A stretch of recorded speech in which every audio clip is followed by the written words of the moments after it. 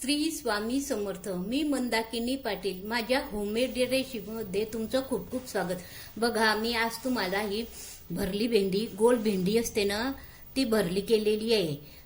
शेंगदाण्याचा गोळा, हिरवी मिरची, कांदा हे वाटून ही भरली भेंडी केलेली आहे, गोल भेंडी. तर याला कोणी गोल भेंडी म्हणतात किंवा ढेमशे म्हणतात. तर ही भाजी बघा किती छान झालेली आहे. तर ही कशी केली, काय केली ते मी तुम्हाला दाखवते. हे बघा,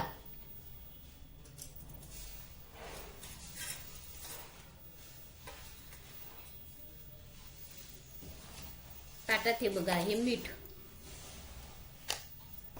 तोंडी लावायला कांदा, टमाट्याच्या 2 फोडी आणि लोणचं आणि ही भाकरी, आणि त्याबरोबर ही भाजी. बघा, ही भाजी एवढी सुंदर लागते ना खायला की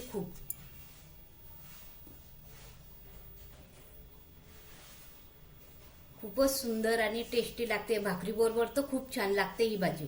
बघा, तुम्हाला ही रेसिपी आवडल्यास लाईक करा, शेअर करा, सबस्क्राईब करा आणि तुम्ही पण घरी ही करून बघा तुम्हाला आवडल्यास. धन्यवाद. हे बघा, त्यासाठी आपण एक वाटण करू. बघा, मी गॅसवर कढई ठेवलेली आहे आणि आता आपण तिच्यामध्ये वाटण भाजून घेऊ. हे बघा, आधी आपण शेंगदाणे भाजू. त्यावर थोडासा तेलाचा काटा टाकू. शेंगदाणे मस्त असे खरपूस भाजून घ्यायचे. शेंगदाणे असे मंद गॅसवर भाजायचे, म्हणजे छान भाजले जातात ते. हे बघा, आपले शेंगदाणे भाजून झालेले आहे छान खरपूस. आता आपण हे एका प्लेटमध्ये काढून घेऊ.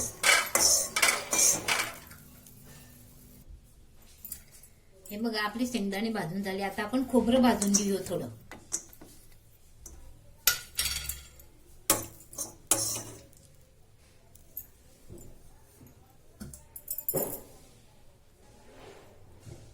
यावर पण आपण थोडा तेलाचा काटा टाकायचा असा, आणि असं अगदी छान मंद गॅसवर भाजून घ्यायचं.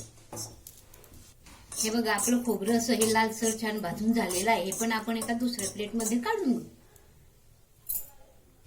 आता आपण मस्तपैकी थोडा हा कांदा घ्यायचा. अर्धा कांदा घेतलेला आहे मी. ही भाजी 2च जणांसाठी करते, त्यामुळे मी अर्धा घेतला.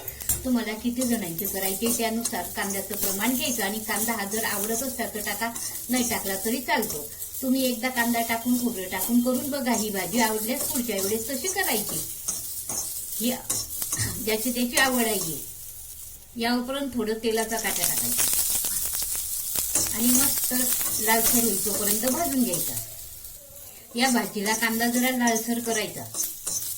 छान चव लागते त्याची मस्तपैकी. लालसर भाजला म्हणजे त्याच्यामध्ये जे कच्चं पण असतं ना, ते सर्व भाजलं जातं. आणि बघा, आता आपला कांदा किती छान मस्तपैकी भाजला गेलेला आहे, छान लाल झालेला आहे. तो आपण आता एका प्लेटमध्ये काढून घेऊ. हे बघा, आपण आता ह्या मिरच्या भाजून घेऊ. मिरच्या पण घरात तुम्ही किती जणांची करताय भाजी त्यानुसार तुमच्या आवडीनुसार कमी जास्त घेऊ शकता. आणि याच्यावर पण तेलाचा काटा टाकायचा.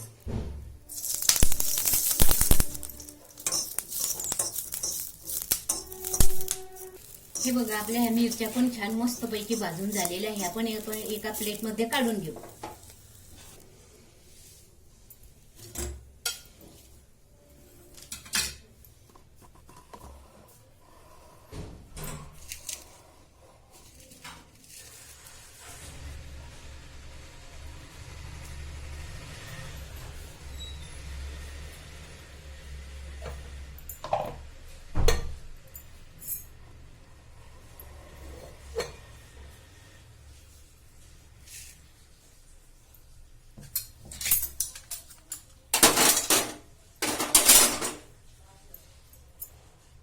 हे बघा, भाजीचं आपलं हे सर्व वाटण भाजून झालेलं आहे. सगळ्या वस्तू भाजून झालेल्या आहे. त्यामध्ये ना आपण ही भरपूर कोथिंबीर घालू. हे बघा, ही कोथिंबीर घालायची. आणि हे थोडं अर्धा इंच आल्याचे तुकडे घालायचे. आणि या 4-5 लसणाच्या खापा घालायच्या. आणि हे वाटण आपण मिक्सरच्या भांड्यात घालून मिक्सरमधून काढून घेऊ जाडसर. हे बघा, असं मिक्सरच्या भांड्यात घालायचं आणि हे थोडं पाणी टाकून जाडसर वाटून घेऊ. आपण छान गोळा तयार करून घेऊ. हे बघा, हा वाटलेला गोळा आपण एका या पसरट भांड्यामध्ये काढून घेऊ, थोड्या कटोऱ्यामध्ये.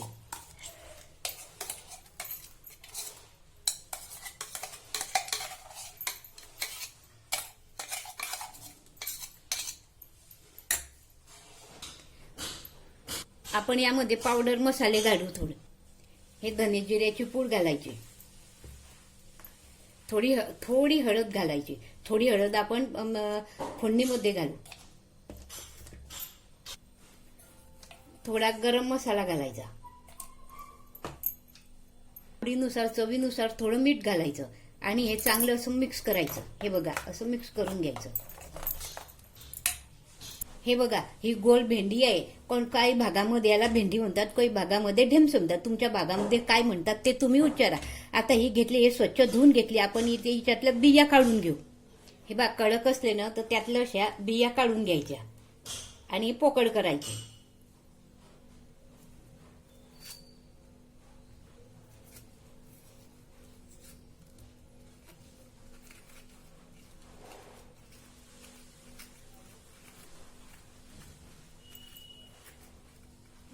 असे या बिया काढून असे पोकळ करायचे. हे छान. हे बघा आता हा जो मसाला आपण केलेला आहे ना गोळा, हा आपण या हिच्यामध्ये असा चमच्यानं भरायचा. छान.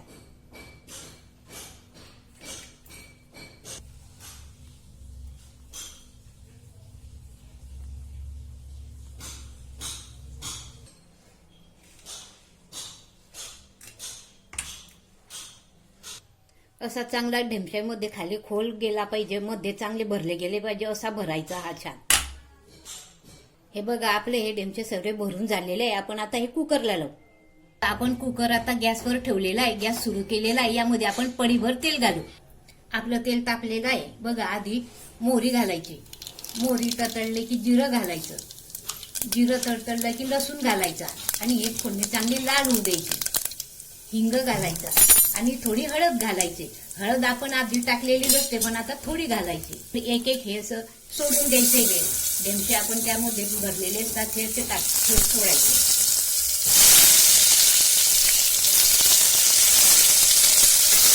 हलव चालू करायचं. खाली वर खाली असं करून द्यायचं.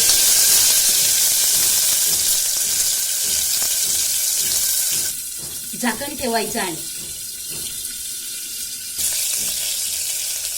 थोड्या वेळाने ते हलवत राहायचे आणि वर खाली करायचं. थोडं चांगले तेलामध्ये कलसवू द्यायचे. मधून असं वर झाकण ठेवून द्यायचं. ते चांगले तेलात परतल्यावर त्याची चव खूप छान लागते. आधी ते चांगले तेलात परतू द्यायचे. हे बघा ते कसे छान तेलात परतले. त्यावर हा वाटलेला गोड आपला राहिलेला असतो ना तो टाकायचा. तो पूर्ण टाकून द्यायचा आणि तो पण चांगला तेलामध्ये असा कलसवू द्यायचा, परतू द्यायचा. छान तेल सुटेपर्यंत त्याला परतू द्यायचं. असं हलव चालू करायचा आणि तो चांगला खालून वर खाली चांगला असं हलव चालू करत राहायचा परतेपर्यंत. हे बघा असा छान कलसवला जातो तो. बघा असा चांगला तेलामध्ये चांगला परतू द्यायचा त्याला, त्या गोळ्याला. हे बघा असा छान परतू द्यायचा त्याला. बघा खाली वर खाली करायचा. वरती आणि झाकण ठेवून द्यायचं.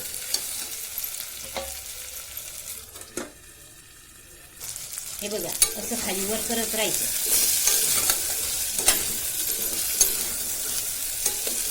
आता आपला हा गोळा छान परतला गेलेला आहे. बघा आजूबाजूनं तेल पण सुटत चाललेलं आहे.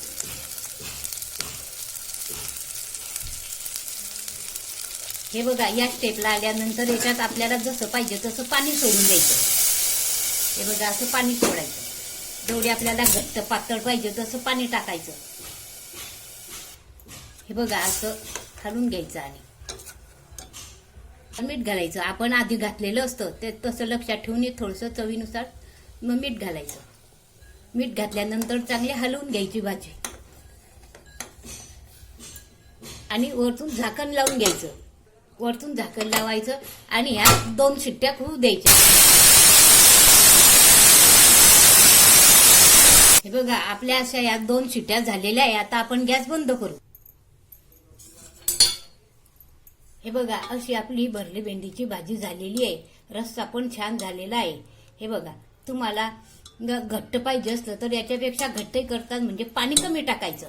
पातळ पाहिजे असलं तर मग पाणी जास्त टाकायचं. आणि पाणी भाजीमध्ये टाकताना केव्हाही गरम पाणी टाकायचं. गरम पाण्याने भाजीवर असा छान तरंग येतो आणि चवीला पण छान लागते.